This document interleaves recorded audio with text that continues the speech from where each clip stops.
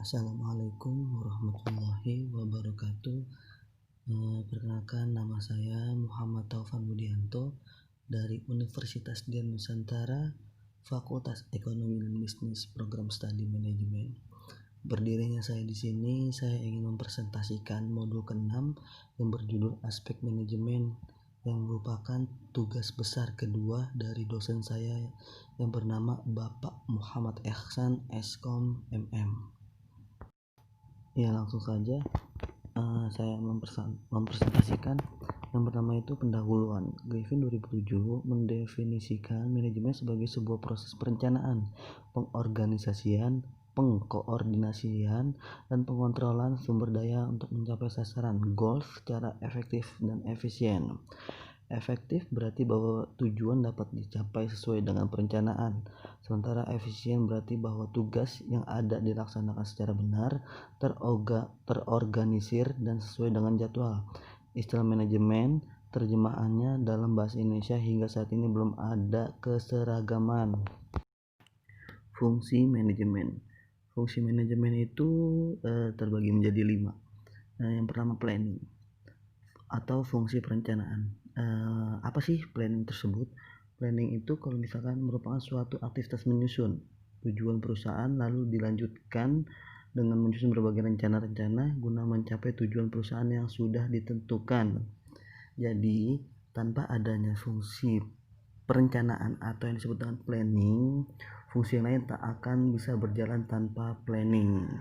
Terus yang kedua, organizing atau disebut juga fungsi organisasian.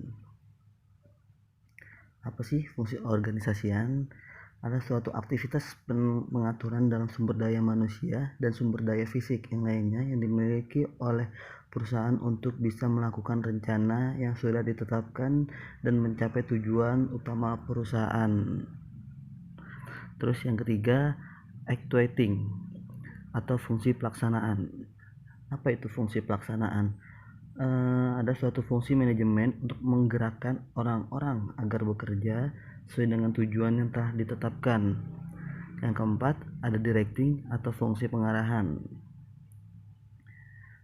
Fungsi pengarahan merupakan fungsi untuk meningkatkan efektivitas dan efisiensi kinerja dengan optimal dan menciptakan suasana lingkungan kerja yang dinamis, sehat, dan yang lainnya.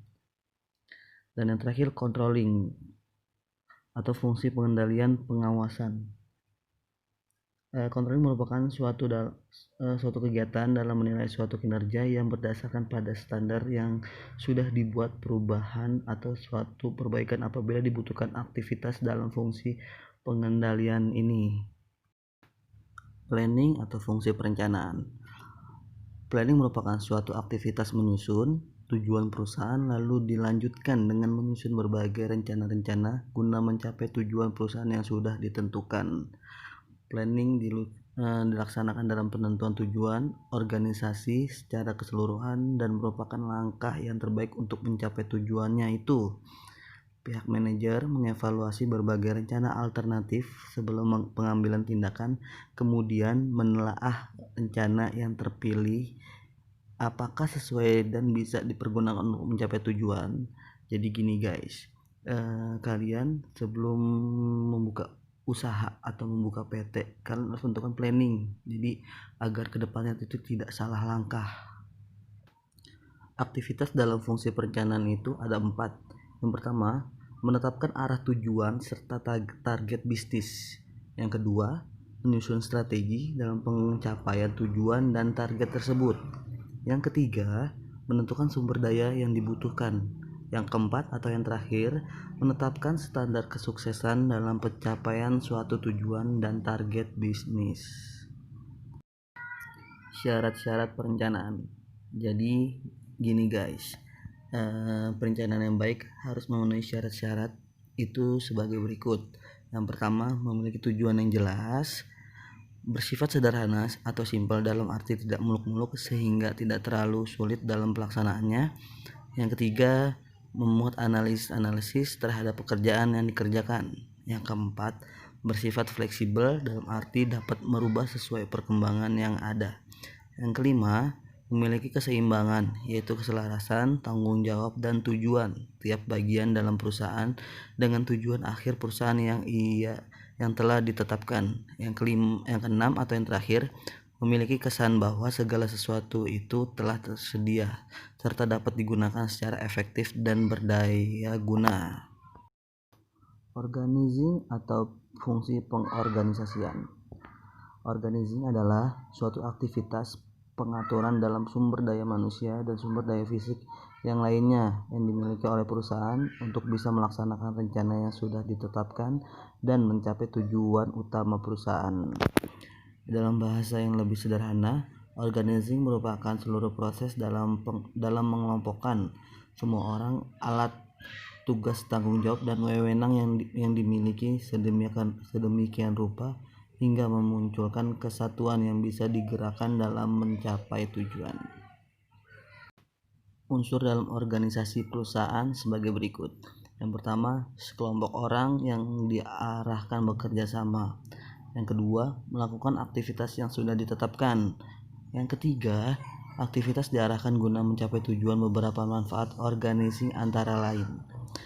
Yang keempat, memungkinkan untuk pembagian atas tugas-tugas yang sesuai dengan kondisi perusahaan. Yang kelima, menciptakan spesialisasi saat menjalankan tugas. Yang keenam, personil dalam perusahaan mengetahui tugas apa yang akan dijalankan untuk mencapai tujuan, dan ini beberapa fungsi dari organizing. Yang ketujuh, pendelegasian wewenang di dalam manajemen atas puncak kepada manajemen pelaksana. Yang ke-8, ada pembagian tugas yang jelas. Yang ke-9 atau yang terakhir, mempunyai manajer puncak yang profesional guna mengkoordinasikan semua aktivitasnya. Mungkin hanya itu saja yang bisa saya paparkan karena berhubungan dengan waktu yang durasinya sedikit. Kita lanjutkan di lain waktu. Kurang lebihnya mohon maaf karena kesempurnaan adalah milik Tuhan dan ketidaksempurnaan adalah milik kita sebagai manusia. Wabillahi taufiq wal hidayah. Wassalamualaikum warahmatullahi wabarakatuh.